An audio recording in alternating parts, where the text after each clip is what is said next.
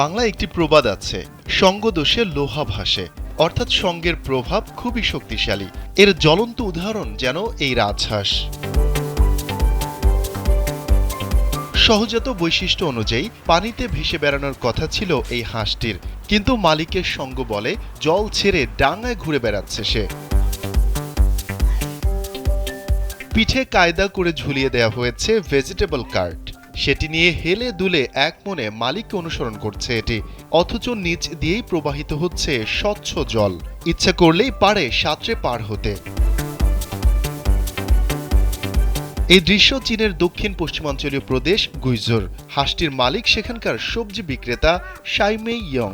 Sandalina so, রূপচর্চায় আভিজাত্য। আমার হাঁসটি vegetable cart টেনে নিতে পারে, সবজি তুলতে পারে, এমনকি পানিও বহন করতে পারে। এটি আমার সঙ্গে বাজারে যায় এবং আমার দোকানের পাহারা দেয়। ভিডিওর একটি অংশে দেখা যায় শহরের ফুটপাত ধরে ভেজিটেবল কার্ট নিয়ে দেদারসে হেঁটে যাচ্ছে হাঁসটি।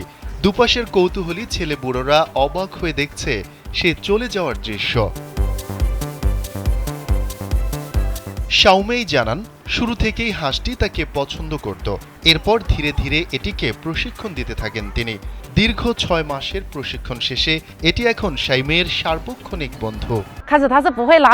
হাঁসটি সম্প্রতি এমন এক কাজ করেছে যা আমাকে ভীষণ ভাবিয়েছে। আমার পরিচিত এক ব্যক্তি আমার দিকে তেড়ে আসছিল আর জোরে জোরে কথা বলছিল। ও তা দেখতে পেয়ে উল্টো তার দিকে তেড়ে যায়, এমনকি ঠোঁট দিয়ে ঠোকরও বসানোর চেষ্টা করে। সবজির কার্ট টানা, দোকান পাহারা দেয়া ও সারাদিনের কর্মব্যস্ততার পর এবার বাড়ি ফেরার পালা। তবে বাড়ি ফেরার আগে নিয়ম করে প্রতিদিন স্বচ্ছ জলে স্বস্তির স্নান সেরে নেয় শাইমের পালক ঢাকা এই বন্ধু। মানুষ প্রাণীর এই মেলবন্ধন চলতে থাকুক, এমন প্রত্যাশা নেটিজেনদের। শফিকুল ইসলাম শান্ত, কালবেলা ডেস্ক।